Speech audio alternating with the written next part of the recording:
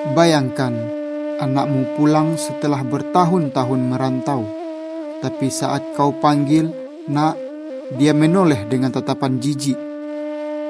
Di tepi pantai itu, ibunya berlari, kaki gemetar, suara serak dipukul ombak. Malin berdiri gagah di dek kapal megah, jubah berkilau, cincin emas di jari.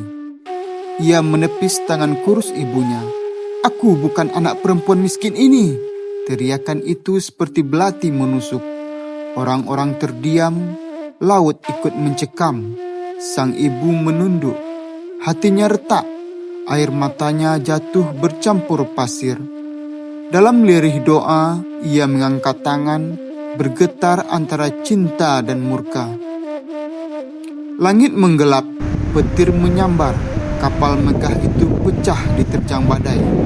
Dari reruntuhan, tubuh Malin tergolek, membatu. Wajahnya tetap menoleh ke ibunya. Tapi anehnya, bibir batu itu tersenyum samar, seperti ingin berkata, "Maaf ibu, aku pulang terlambat."